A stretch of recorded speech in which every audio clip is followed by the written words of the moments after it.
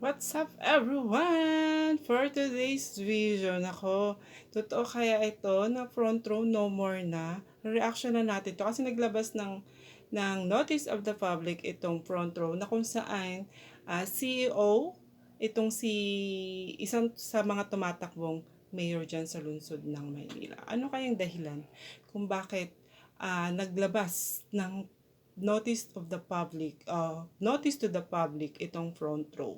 So, basahin natin. Kasi nakakaintriga, bakit merong ganitong pakulo or may ganitong announcement ang front row. Nakakala natin na ito is a very successful multi-networking company sa bansa. Dahil nga ito ay pinagmamalaki nito, isa sa mga pinagmamalaking business ni Sam Bersosa. 'Di ba? Na siya tumatakbong mayor diyan sa lungsod ng Maynila. Basahin natin 'to, guys. Front row notice to the public. Yan. Subject niya is discontinuation of public distribution. So parang hindi na daw magtutuloy ang mga distribution ng kanilang mga products. Bakit kaya? 'Di ba? Parang nakaka-intriga, guys, Nakaka uh, question mark sa ating mind. Bakit merong ganitong notice ang front row? So, sabi dito, we regret to inform our valued distributors and customers the effective March 15. So, ilang days na lang yan. 2025, we will officially discontinue. So, hindi na daw nila, officially na hindi na sila magtutuloy-tuloy ng pagdidistribute ng kanilang mga produkto. So, meron silang 4 products. Parang alam ko ata sa front row kasi meron silang maraming produkto. I don't know kung ano nung mga produkto to, pero ito yung 4 na pinaka main course ng front row na hindi na nga na hindi na magtutuloy-tuloy sa pag-distribute. We will officially discontinue the distribution of the following products. First, yung kanilang Lax White na kung saan enhance glutathione. Itong Lax White kasi madalas natin ito nakikita nung panahon na tayo ay tutok kay Kuya Will sa Tutok to Win. O, diba? Ito yung isa sa kanilang pinaka-main and sponsor dun sa kanilang programa. Na kung saan pala involved dyan yung isang mayor dyan na tumatakbo. Na mayor dyan sa Maynila. Yan nga po si Sam Bersosa. Lux Slim, ito yung tapos Lux Renew at saka yung Lux Protect. So ito daw yung pinaka main course ng kanilang mga products na talagang masasabi natin, nakikita din natin to sa mga iba't ibang billboards dyan sa EDSA, itong Lux White na to. Especially itong Lux White na talagang in demand o pinaka syllable na produkto ng front row or kilalang produkto ng front row. So, bakit kaya? So, alamin natin kung ano ba dahilan nila. Bakit hindi na sila magdi-distribute or hindi na sila po-produce nitong mga produkto na to nabanggit natin. It is with a heavy heart that the distribution of this high demand health, beauty, and wellness products will cease. So ititigil na nga nila due to reasons beyond our control and will no longer be replenished in front row offices nationwide. So hindi na sila magtutuloy-tuloy. So wala nang connection or wala nang replenishment. So kung ano man yung mga stock ng mga branches nila nationwide na front row, so hindi na sila magkakaroon pa ng stocks.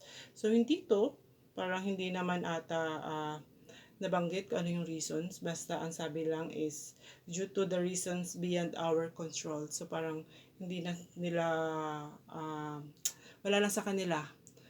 Wala na ang control kay front row kung bakit hindi na sila mag-replenish. Di ba? So, ibig sabihin ba, hindi ba sariling production ng front row to or kinukuha lang ba nila to in other country? 'Di ba? So, kasi sabi niya, hindi na daw nila control yung yung pangyayari. 'Di ba? Rest assured, we recognize and deeply value the long-standing business relationship we have had with our distributors and users. We apologize for any inconvenience this may cause and respectfully ask for your other understanding and cooperative of the time. Thank you for your continued support. Sincerely, Front Row Enterprise Philippines. So, yun. So, nagmingi sila ng apologize o sorry sa kanilang mga distributor. Distributor ba o sa inyong mga members? 'Di ba? Kasi nga, ang Front Row po is kilala po yan sa Pilipinas na multi-business, parang ganun, networking, di ba? So, kawawa naman yung mga new members ng Front Row kung sakali talagang ano pa ang kanilang ibebenta, di ba? Paano pa sila makakabawi sa kanilang membership sa inyo kung hindi na matutuloy itong mga produkto na to sa inyong business, di ba? So, dahil nga itong mga Lux na to or Lux White na to is ito sa mga sellable or in-demand products ng Front Row. Naku, napapaisip tuloy ako. Diba? Kaya ba nagdesisyon na itong si Sam Bersosa na mag-focus na lang sa kanyang political career? Dahil nga nararamdaman niya na isa sa mga business niya is medyo magda-down na. Naku. Kasi nga, kung ang mga sellable mo na produkto is mawawala na at hindi mo na kayang mag-produce para maiha or para continuous yung pag-grow ng company mo or ng business mo is mawawala ano mangyayari pa, 'di ba? Naku. Or mahirap na magsalita, baka kung ano nung mapasok sa utak ko, baka matayo maano. But anyhow, yun nga, tuloy na bang mawawala ang Front Row because of this products nila na hindi na nila kayang i-produce, di ba? Yun, so titingnan natin kung ano pang mangyayari or other news dito sa Front Row na to. And I hope dun sa mga new members ng Front Row makabawi kayo. Kasi nga po, kaya kayo pumasok dyan sa business na yan na syempre isipin nyo makaka-survive kayo kaagad is because in demand yung kanilang produkto. Pero ngayon kasi medyo laylo na sila. Anyhow, yun lang yung ating reactions dyan. So, thank you and see you on our next video. Bye! Para fact yung ating sinasabi regarding kay Front Row, ito po ay galing mismo sa kanilang Front Row Philippines Facebook page. Kung saan dito nga po ay naglabas sila ng Front Row Notice to the Public. Ayan. At para naman masabi natin na itong page na to is legit, so check po natin kung itong Facebook page ni Front Row Philippines is legit.